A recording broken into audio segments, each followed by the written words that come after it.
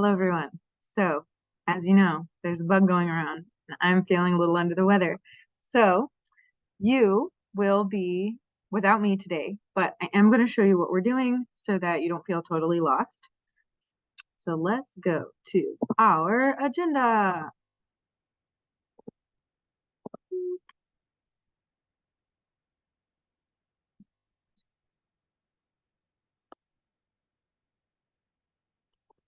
There you go. Okay.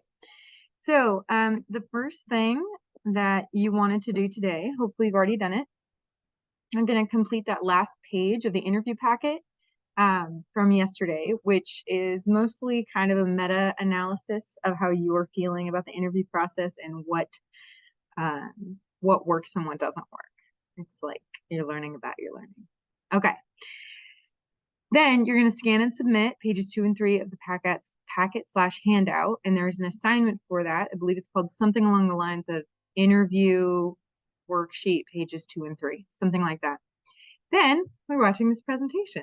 So the presentation we're going to give right now is for reinforcement about interview tips and tricks. Chris was amazing yesterday. He blew my expectations out of the water, but we're just going to go over some more tips. And then we are going to work on our coverage brainstorm sheets, which that's the paper that you are completing for the coverage that you do. So now that you have 2 coverage assignments, you want to complete 1 page for each assignment, and you want to work with your partners that are also doing coverage, so you all know kind of what is the main thing you're going after as you attack these events. And then at the end, if we have extra time, you can study and do your homework. Okay, so let's go to this presentation. Here we go. Okay, interviewing. A lot of this is going to be what we already talked about yesterday. Oh, okay. Wait, that's not where I want to start. Why is this so weird? Okay, to really know what your readers are all about and what they want in their yearbooks, just ask them. Do not ask them what they want in their yearbooks. Ask them what is important in their lives, and then explore ways to cover those slices of life in the book. 0. Why is this bad? The number one reason students want to buy a yearbook is because their friends are in it. Chris said it. And then interviewing adds personality to the yearbook and unique stories. Okay, before the interview, you want to decide the purpose of the interview. Am I trying to get like a biography sort of interview about this person, or am I trying to get something special about the sports team, right? Then you need to set up a time, a face-to-face or a phone call for the interview. You don't want to do an email interview. No email interviews. It's really hard to ask follow-up questions in an email. It doesn't come out as organic. Okay, other tips. Identify yourself and the purpose of the interview. Hi, my name is Ms. Forster, and I'm doing an interview for the yearbook. I'm doing an interview about the volleyball team. Give the subject plenty of time to respond. Wait.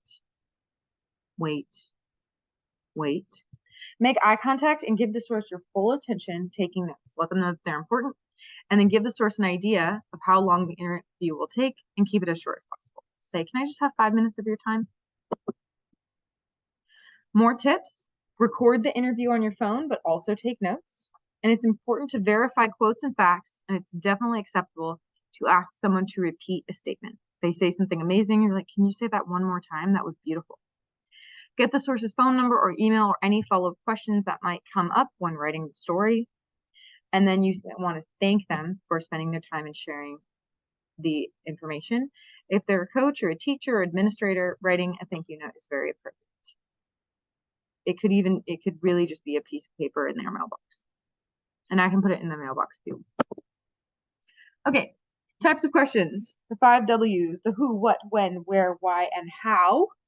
Okay, you definitely probably want to ask those things so that you at least have the information.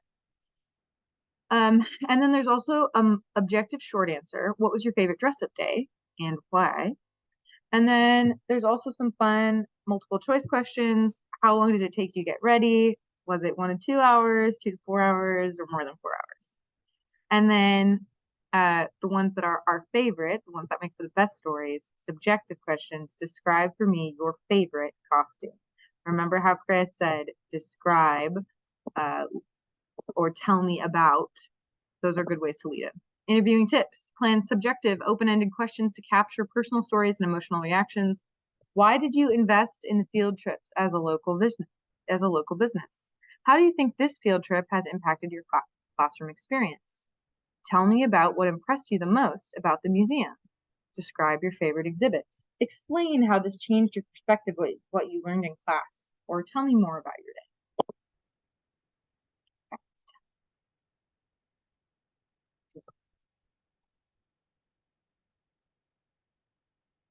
Okay, we'll skip this. Okay, and that's the end of that. Short and sweet. Okay, so now, move this.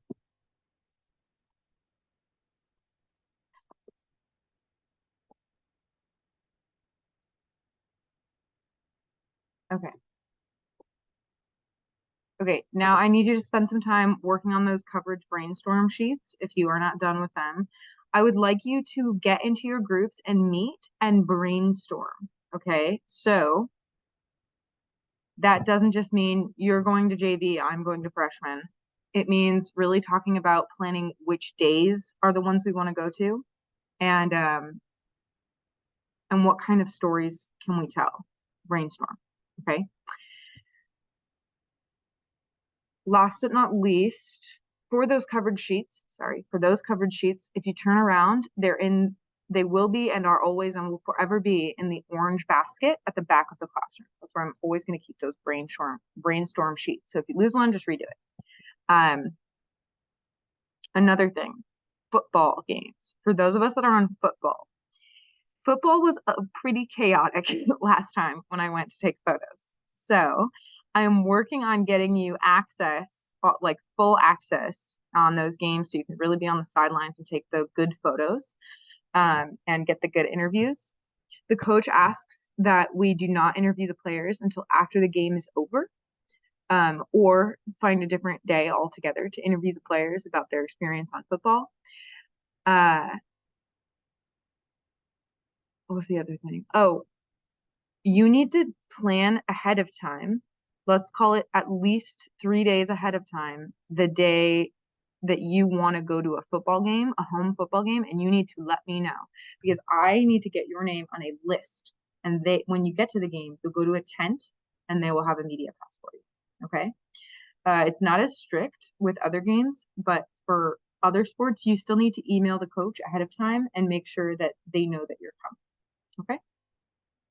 Okay, great. Good luck on your coverage brainstorm sheets, and I will see you all on Friday. Thank you.